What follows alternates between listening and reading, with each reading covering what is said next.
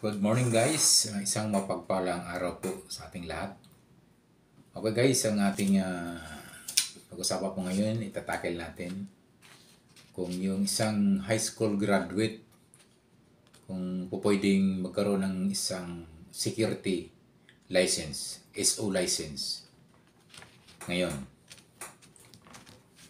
Okay guys, ang basihan kasi guys ng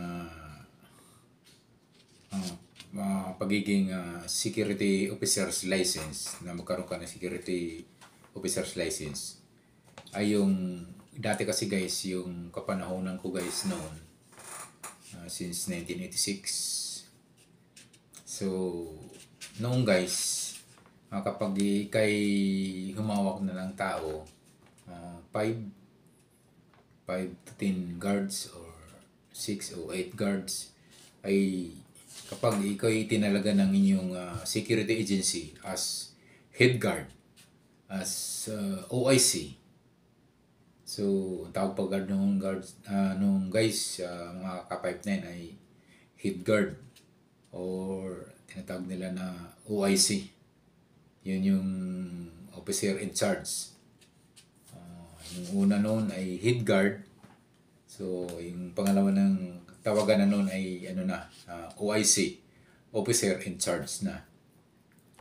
So, kapag ang bilang ng isang binabantayan na 5 pataas ay mayroon ng tinalaga, magtatalaga na kayo dyan ng head guard or OIC ang agency.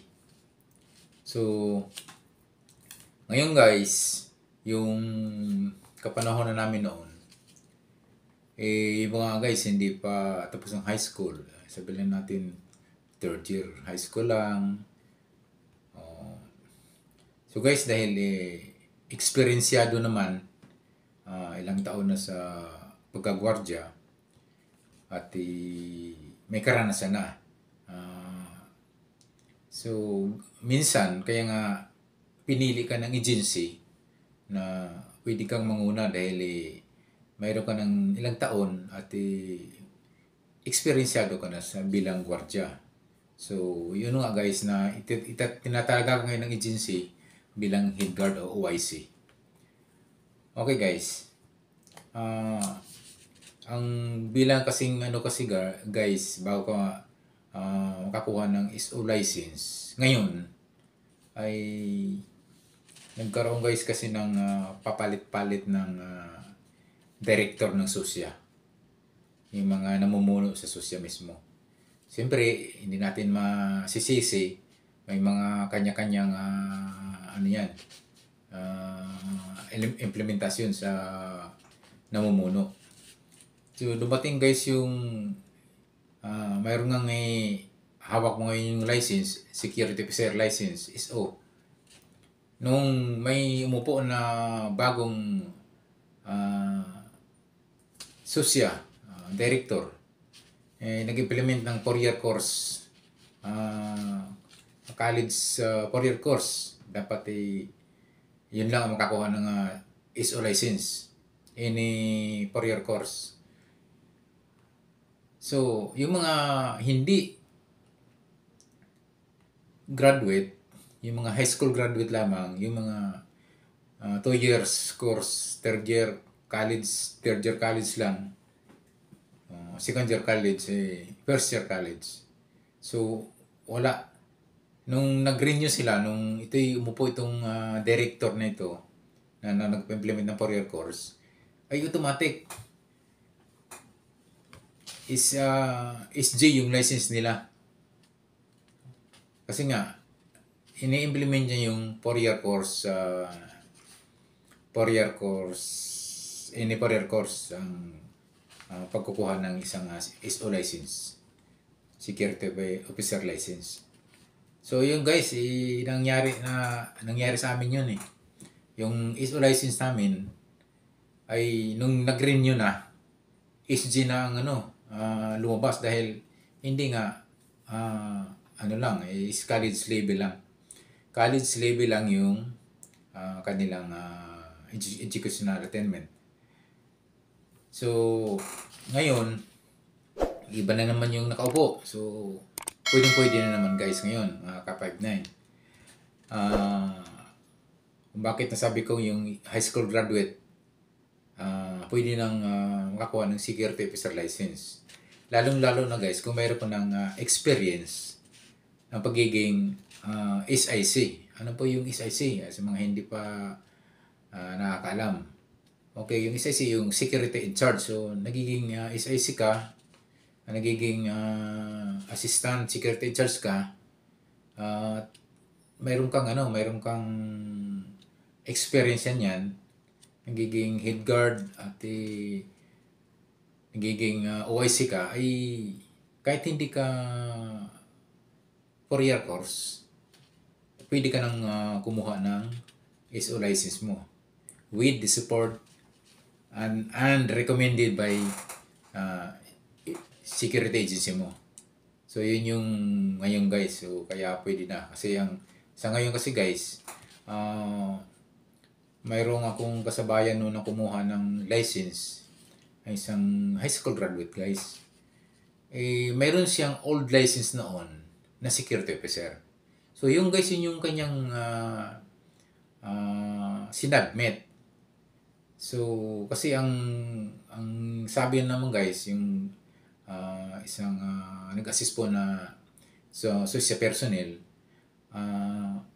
pwede na po yung ISO license, old ISO license. So, ibig sabihin, kahit hindi ka 4 years course graduate, pwede na.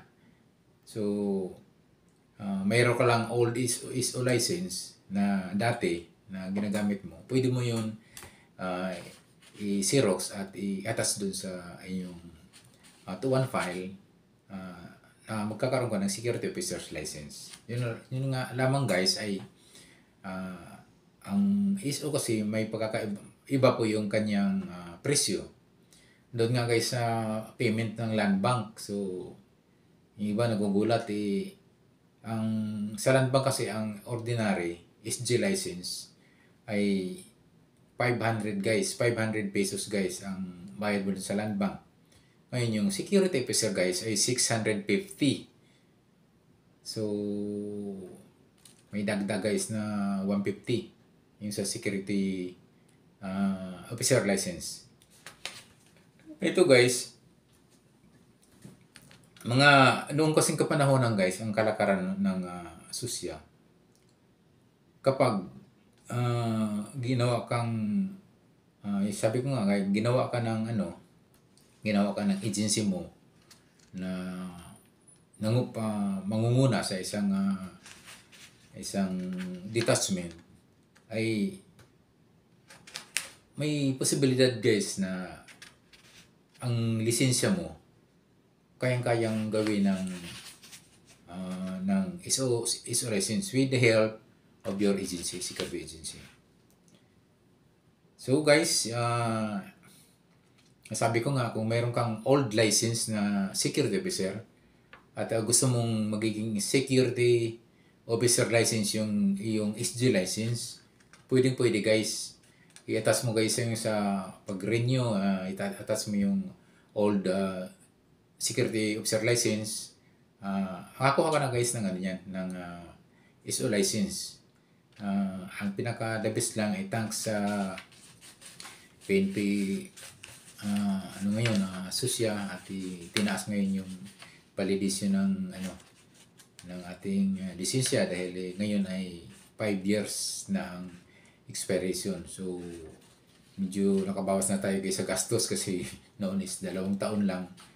3 years ay maya magbilis na tapos yung taon, renew na naman, gastos na naman. Ito medyo mahaba na guys. Yung validity ng ating license. So 5 years na guys yung license. Okay. Minsan may mga masingit ko na. May mga nagtatanong bakit madalas ngayon yung nag-bar down ngayon yung tawag yun, yung kanilang sistema sa susya. medyo nagkaroon na ng problema. Kaya guys, okay, natatandaan nyo guys, hindi lang kasi guys, ilang tao ang nagkaroon ng delay ng releasing ng plastic license o new license kasi nga yung system nagkaroon ng down na pagda-down guys ng kanyang system sa susya. So kaya na-delay guys yung release guys ng mga plastic license. Ito pa guys, isa pa guys yung neuro natin guys ngayon. Sadyang talagang napakatagal. Dahil pag yan ang nagkaroon ng failure system ng sa neuro dahil sa amin lamang guys kung kailan lang kami na nakuha namin yung aming license ay ang neuro namin guys ay umabot ng 2 to 3 months bago na release yung bago nagkaroon ng approval.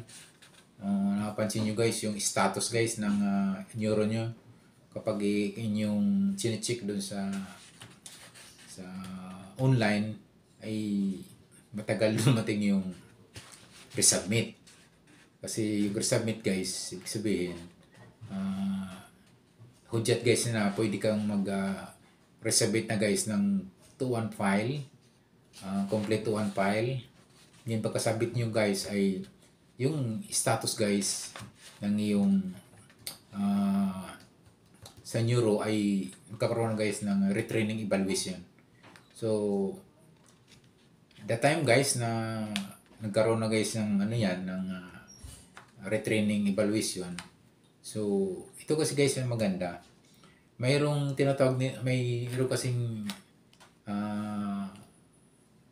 mostly na mga yun maraming non-appearance kayo ngayon na kumukuha ng license ng security guard, security ISO license, security officer license. Ito ipayo ko lang guys mga ka-5-9 na mas maganda yung kung personal nyo guys yung pagkuha guys ng yung license. Dahil mabilis siya, mabilis ang kapag kumpleto na guys yung 2-1 file at nakalagay na ba yung for retraining evaluation niya, automatic na yan guys yan. Ang hindi siyang ganyan, magbabayad ka na guys ng ng license fee na 500 sa ordinary, sa ISO ay 650 sa land bank doon sa susya sa Krami sa loob. So mabilis guys yung kanyang proseso pag ikay mismo ang personal na kukuha doon guys ng mag-capture ng inyong ISO license or SG license guys sa Krami. Pwede guys yung maraming nakapaikot na mga security agency, security training agency sa Krami. Marami dyan, hindi ko lang banggitin kung ano yan. So pwede kayo yan dyan guys at pwede nyong pag-iusapan na kung pwedeng ikaw na lamang ang personal na magpa-capture. Mabilis yan guys. Yan ang ginagawa guys ngayon ng mga para lang sa pabilisan. Kasi kung hintay mo pang mismo yung training school pa ang kukuha ay yan guys kasi maghintay pa ng karamihan yan, volume. So kaya ganyan video matagal ng konti sa mga training school. Kaysa naman yung ikaw mismo bigay naman sa iyo yung mga 2-1 file na complete, pasok mo doon, pila ka na lang doon. So mabilis na guys doon ang release guys sa Krami. So maganda naman guys dahil yung sa susya naman guys well organized naman guys yung kanilang sistema.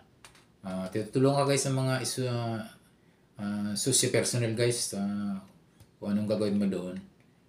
Talagang sila very helpful po sila sa mga lalo na sa mga bagong nag-apply pa lang ng security license.